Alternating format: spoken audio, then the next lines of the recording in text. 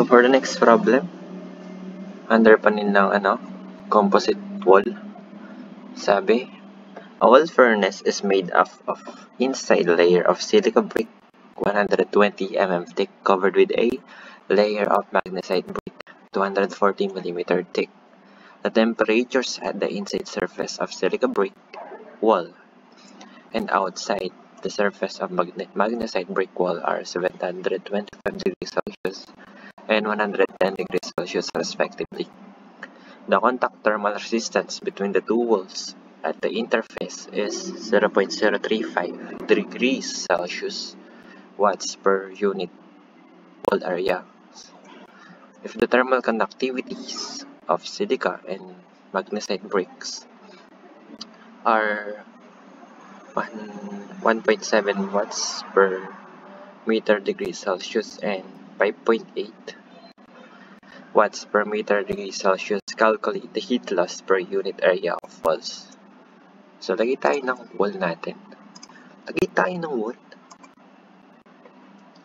This red represent the silica brick.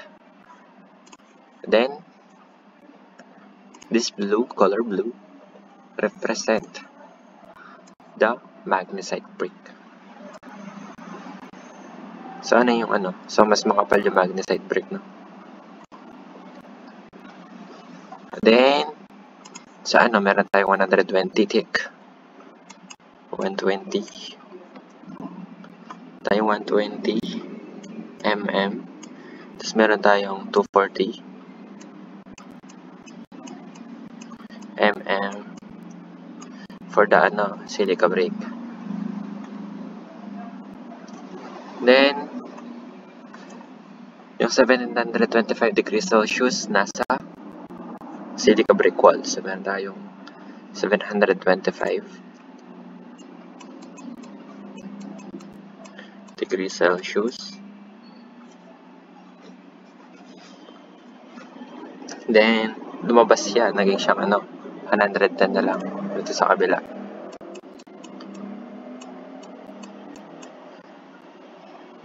Then, meron tayong interference. Dito? Resistance.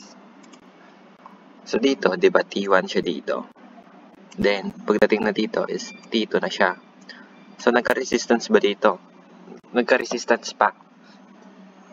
Siguro hindi siya, may mga bubbles yan. Hindi siya masyadong nakadikit. Or di siya close band, ganun. So, meron siya pa tayong dito. Nagkaka-temperature drop pa. Then, dito is T4 na. So, T1, T2, T3, then T4. Yung T1 tsaka T4 is given na. So, yung thermal conductivity na lang. Sulat natin. Yung silica is 1.7 watts per meter Kelvin Celsius. Degrees Celsius. Tapos yung isa is 5.8. 8 watts per meter degree Celsius. So, solve na natin, no? So, meron tayong dito na so, hinahanap dito is heat loss per unit area. So, Q over A yun. Over A, which is equal to Q double prime. So, Q double prime is equal to delta T all over the summation of RTH. So, kunin muna natin yung RTH nung silica tsaka nung magnesite. So, RTH1. So, lagyan natin RTH silica. RTH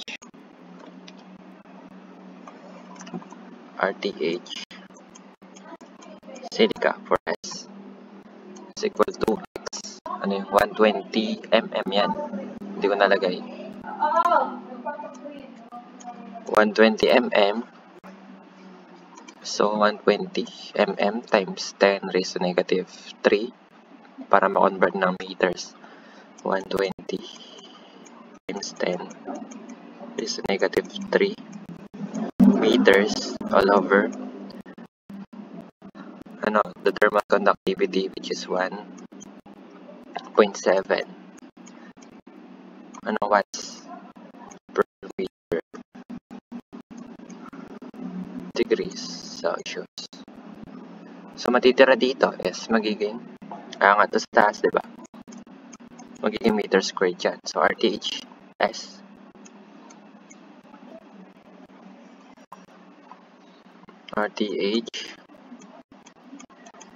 is equal to what? So meron tayong 120 times 10 minus 2 all over 1.7. Meron tayong 0.706 0.706 3 decimal lang tayo, 06 meter squared degrees Celsius per watts. So the next one is for the magnesite brick. So RTH M is equal to 240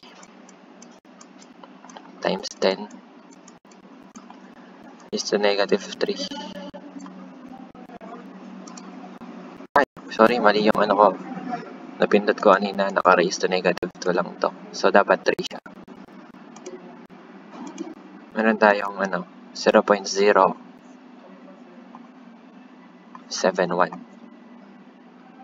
So sorry, my bad, no? 0.071.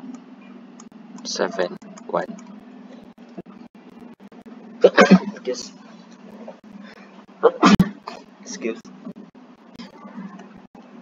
So, divided by the thermal conductivity, which is 5.8 watts per meter meter degree Celsius. So as usual, angat yan. So RTH M is equal to 240 times 10 minus 3 divided by 5.8. Meron tayong 0.041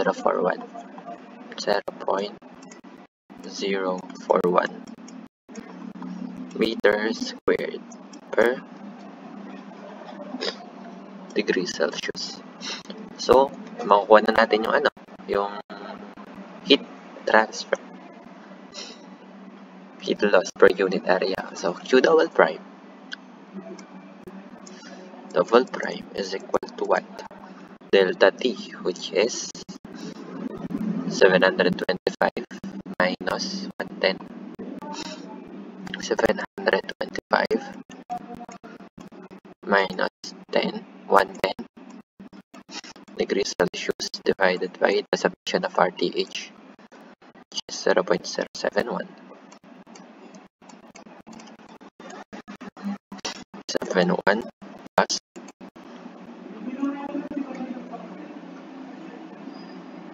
sorry. Meter, pala to,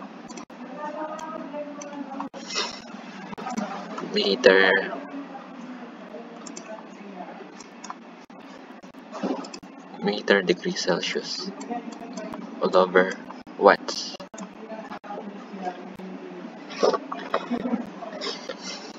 Plus 0.041. 0.41. Then yung isa naman is yung kanina, yan siya. Nasa given. So meron tayong 0.0035 plus 0.0035.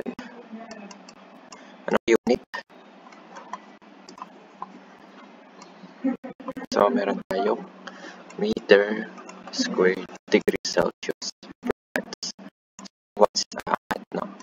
So, cancel yung degree Celsius. So, Q double prime is equal to what? Kung tayong 725 minus 110 divided by 0.071 plus 0.041 plus 0.0035. Then the heat flux is equal to 5,324.675.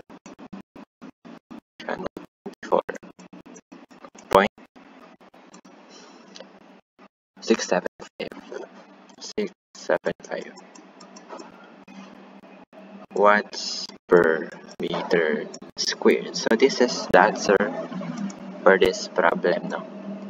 So gets na yun. Nakuha nyo ba? So ito na yun. Thank you.